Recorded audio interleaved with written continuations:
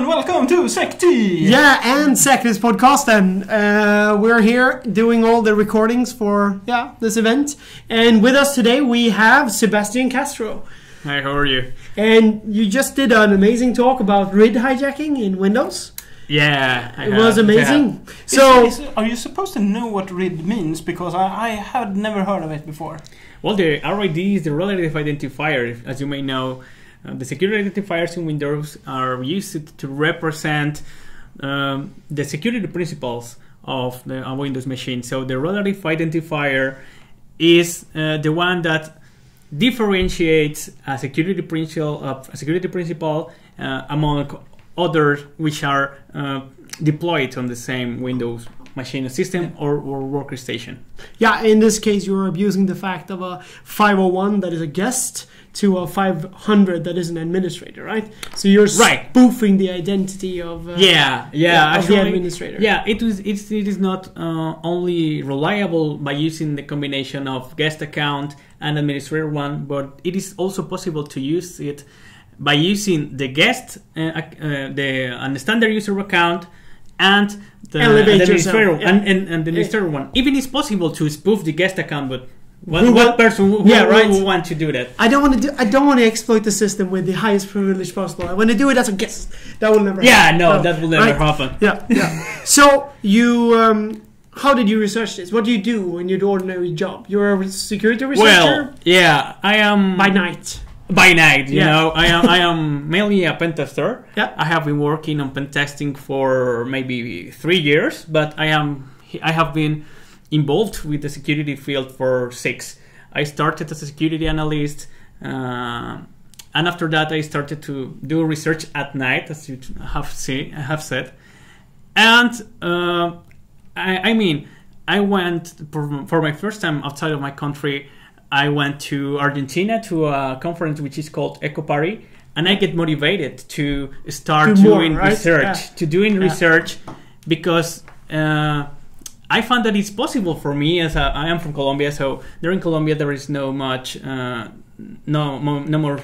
research, and I started to dig down on the Windows security architecture, and it's a sort of hard work with some luck, because it's not easy to find this kind of issues inside the Windows architecture. Would agree, yeah. So that's it. That's why that's the way I have started on the researching and security. Yeah.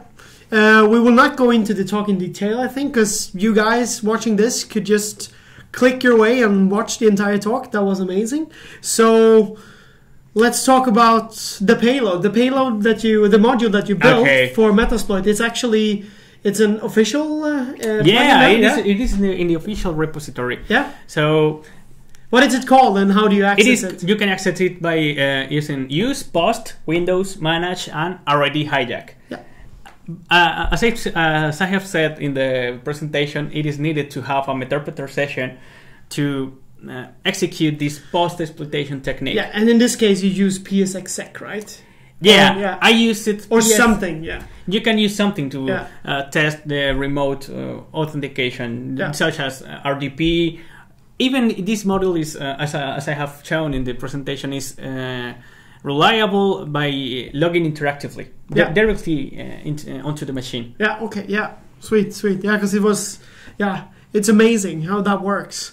But if I understand it correctly, it's more or less like you're spoofing the request. You're sending the wrong RID. Not properly the request.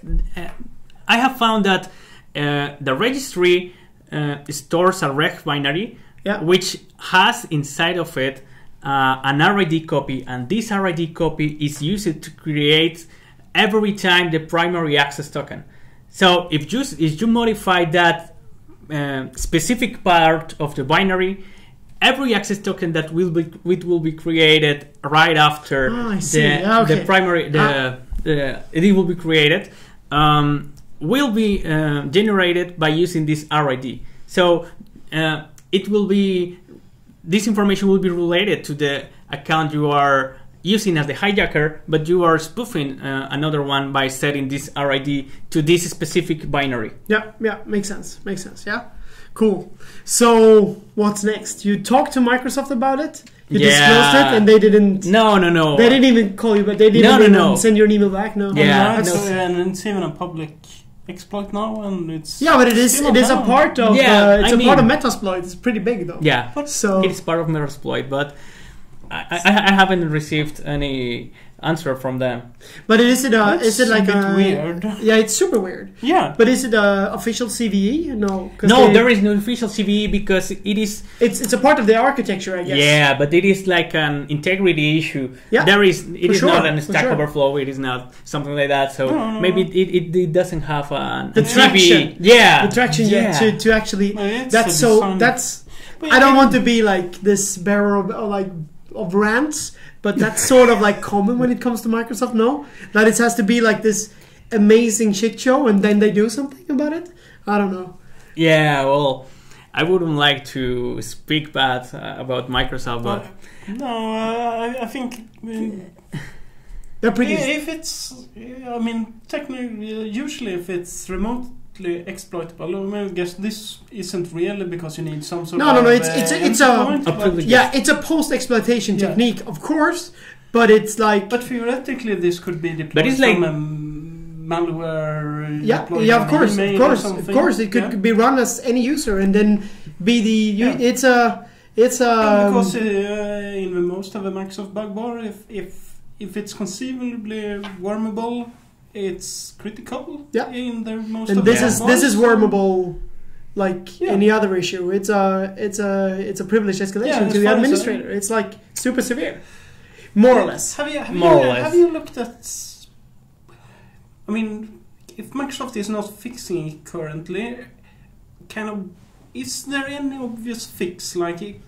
Is there something that could be isolated or somehow restricted to break your attack chain? Is there something where you can say this is not just a design problem, this is actually what could be done to undo the exploit? Yeah, the thing is that it is not an exploit, as I've told you. It is a persistent technique. It is morely related. It's more similar it's like the golden ticket, or it's more similar like the sticky keys. It's a local privilege exploit, I think. Yeah, not exploit, because you're actually using functions that are already there, but that doesn't change it. It's an exploit.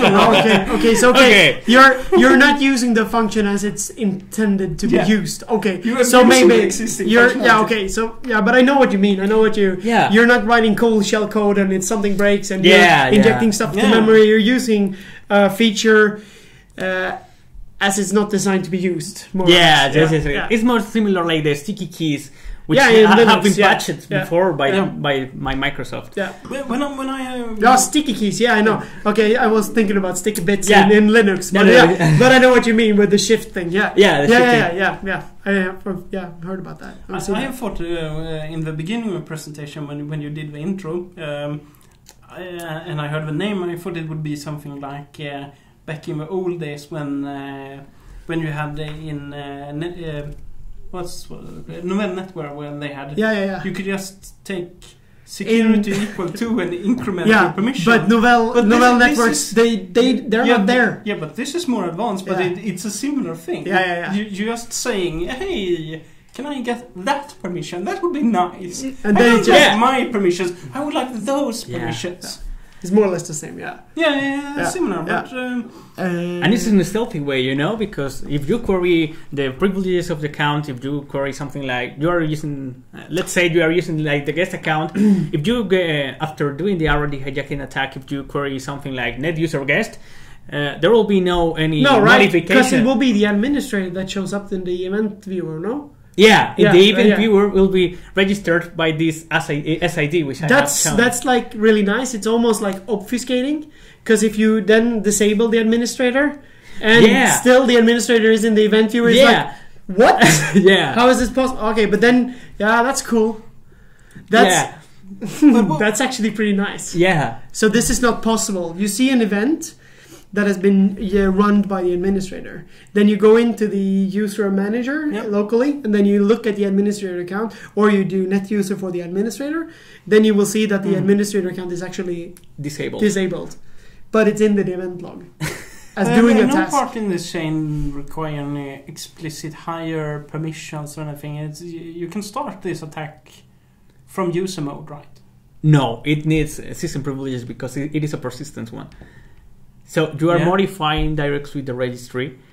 It needs system privileges to access directly to the binary which is stored inside the sum. Okay. Yeah, you need to load the hive, right? The correct hive, and you have to have system. Yeah, the correct binary inside a hive. Yeah. And it will be persistent everywhere, anytime, sorry. Yeah. So maybe Microsoft thinks that if you have those permissions, you still can do game over or something. But it could be like in any application that runs a system. So it's like a chain with a hijacking or like a loose permission in a DLL file. That could be like a perfect vector. And as you say, it's super stealthy. So it will not get noticed, I guess. DLL hijacking might be.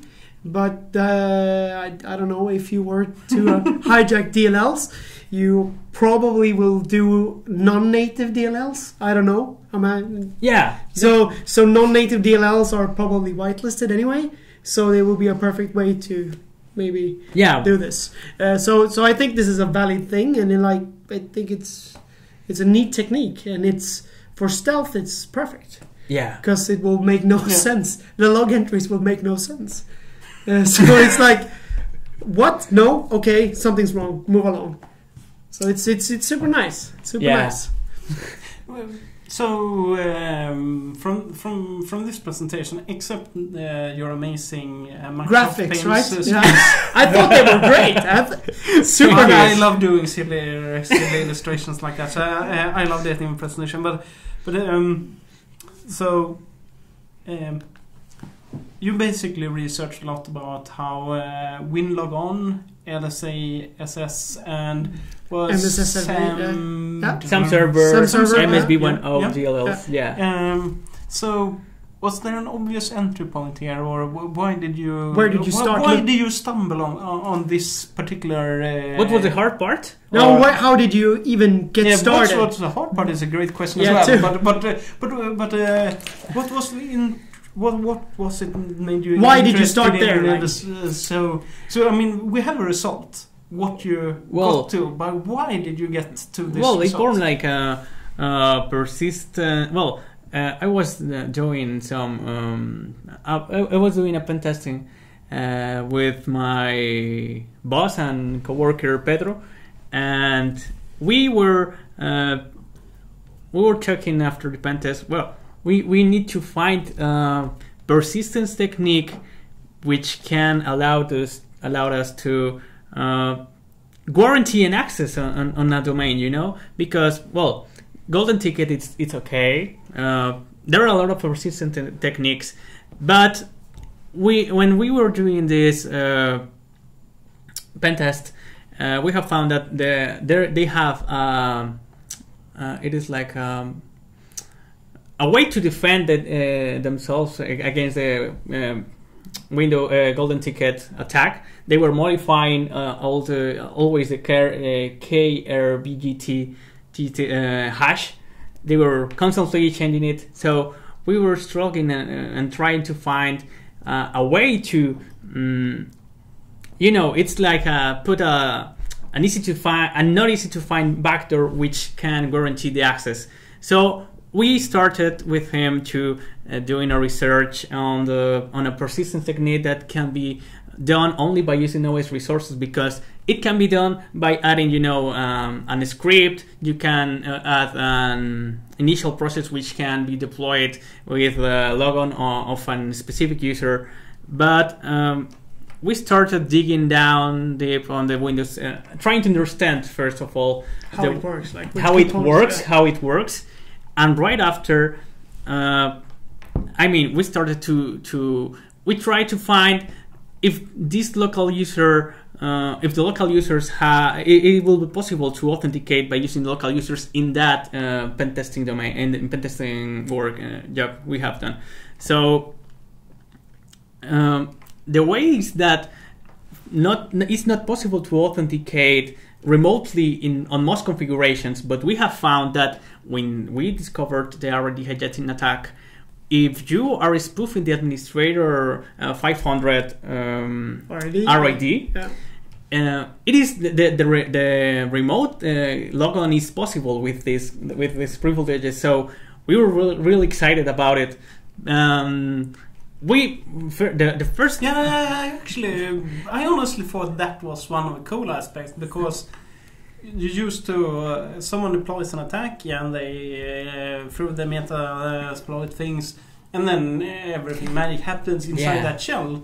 But it was fairly cool that you demonstrated, hey, Loxona's guest. Oh, look, our guest has administrator permissions. So that. Well, the thing is that we tried first with the guest account, but it is easy for an administrator to find that the guest account is enabled.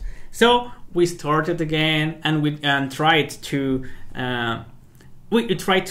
understand how is this logon process being done by the Windows security architecture, and we have found that this modification we are doing with Windows registry binary is reliable on every Windows local user account, which is stored in the SAM registry hive. So that's pretty exciting, which probably should be like from Windows 95 and onwards. I haven't tested it against Windows 95, but I have tested it from XP to 10, but I have no idea. Maybe it will work too. Because that's crazy. It's hard to find a VM. That's so few Windows 95. Right now. No, for the one that matters, that will work. It will work, I guess. Cool. Well, I think we should sum it up here. Really nice talking to you, and I enjoyed your talk. And and your talk was awesome. Is there anything else you would like to plug? Some project or Twitter handle or website or anything? Well, my Twitter is Roder R4WD3R. You can find me there. And follow Sebastián there for more greatness, and look at his talk at the SecTease YouTube channel. It's amazing. And that's all for us. That's all. Thank you, guys.